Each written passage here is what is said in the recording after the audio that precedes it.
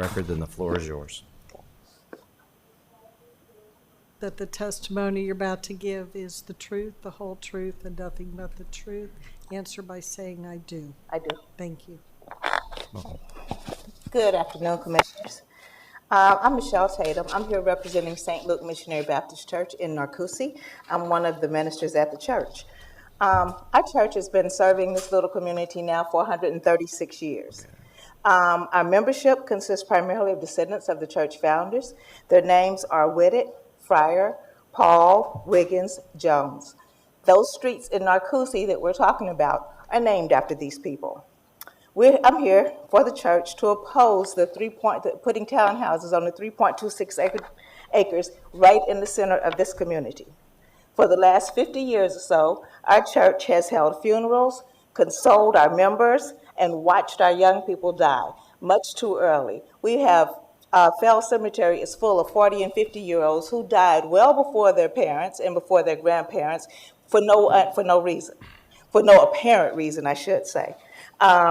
We know that, and talking to our elders, that that land proposed was a landfill. We know that there was construction waste dumped in there. We know there was sanitary waste dumped in there. We recently found out that full-size automobiles were put in there with or without fuel, gasoline, oils, all these other contaminants are there.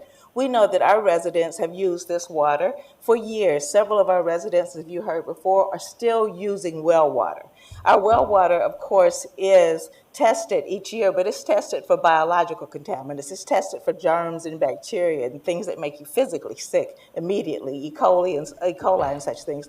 It's not tested for chemical contaminants because up until a couple of months ago when we started this, people didn't even realize that they could actually have the water tested for things like benzene or tetrachlorine and things like that. So that has not been done. So we are asking that land be tested for those type of contaminants to find out exactly what is in this landfill. Again, to address the issue of why would anyone want to live near there, these families have been there for 100+ years. They started moving into this community in 1876. They came because of the opportunity for the freed slaves. They came because Central Florida was a friendly place for black people to live at the time. They were able to find employment. They were able to successfully raise their children and not worry about being attacked every day. They were able to feed large families, as was the norm then. They were able to have their own farms and to do their own businesses. So that's why these people came. That's why they're still here. This very tight-knit community is very, very close. I moved here 12 years ago. These people have adopted me as family. I feel like I have been here my entire life. To do this to them at this point would be a grave injustice. I've lived in Osceola County. It's a beautiful county, and I love it. And I don't think this is what the county commission wants to do. Thank you. Thank you. Michelle, before you leave, would you give the address of St. Luke's for me? Just for the record. The church is at 5200 Jones Road. Perfect. Thank you so much. Okay, thank you. Board, the